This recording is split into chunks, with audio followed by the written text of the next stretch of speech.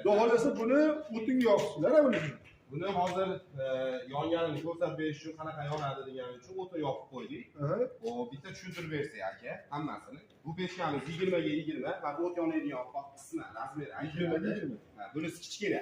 Buni asosan ko'mir bilan mayda o'tinga tavsiya beramiz. 25 kvadrat desa bo'lgan joylar istab. Bu pechkamiz klassga qilinmagani 850 ming so'm. 850 ming so'm. Ha, xuddi mana shu pechkamizni mana bu yerda klassga qilingani. Xuddi shu, hamma yo'g'i bir xil. Faqat shu ustiga. Kraskamiz 1200 gradusga chidaydigan, o'tda yonmaydigan kraska. Garantiyalar bilan beramiz. Bunisi 950 ming so'm. 950 ming. Ha, endi mana katta pechkamiz bor. Buni razmeri 25 ming aka. Mana o't yonadigan joyi 25 ming. Buni ham mana og'zi qismi kattaroq bo'ladi. 20 ga 15 bo'ladi. Buni o'tin, ko'mir, tezak, qishloq sharoitida qattiq kattaroq daraxt tomiri bormi, g'o'la bormi, qilaveradi. Kattaroq narsalar ham qilaveradi. Bunimizni klassga qilinganimiz 1 million so'm aka. Klassga qilinmaganlarimiz 900 ming so'm.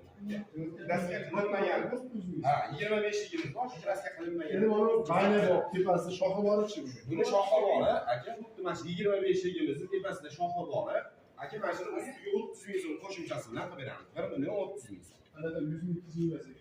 Yo'q, 30 ming so'm xolos mana ustiga. Temir 30 ming so'm. Temir yo'q, 30 ming so'm qo'shimcha. Endi hammasining orqasida mana temir bo'ladimi, alohida qo'shimcha. Bunisi alohida qo'shimcha bo'ladi. Mana bunisi buni standart razmeriga olib qo'yadigan qilingan. Obunachilarga qo'shib beramiz. Bunisi 20 ming so'mdan qo'shiladi.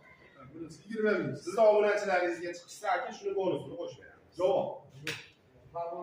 Bo'lmaganlardan oldingizda shunday qo'shib beramiz. Dastlab eng a'lo aytadilar, endi u ham to'g'ri. Gohi insonlar ashuni o'ziga 50 ming so'mdan qo'shib o'zini 50 ming so'm qo'shib olishadi.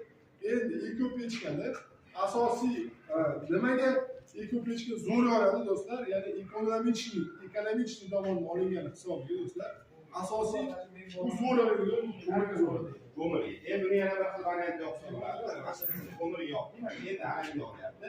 Bu nima sababdan desa, ekanon tomoni zo'r ekanon qilishi.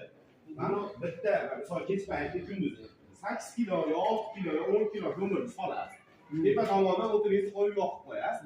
Mana bu pastdagi kuldonida regulovka qilsangiz bo'ladi. Balandroq, pastroq. Mana shunday regulovka qilsangiz 8 soatda 10 soatgacha tepadan pastga olib tushadi. 8 soat 10 soatga. 7 kilo, 8 kilo ko'mir. 7 kilo, 8 kilo. Yana bitta narsa hozir tutayotganiga aytyapman do'stlar. Juda ko'p odamlar internetga tutayapti deyishdi. Faqat tutashlar bor. Hozir ham tutayapti do'stlar, e'tibor qiling. Endi nima uchun tutayapti? Sabab pastki tomon ochiq bo'lganligi uchun tutayapti. Agar pastki tomon bekilgan bo'lsa, tepa ochilgan bo'lsa, tepadan havo tushish kerak. Ko'ryapsizmi? Havo ichkariga tortishmoqchi. Endi ichki hodimiz ham ozgina sal balandroq qilish kerak. Buni yoqib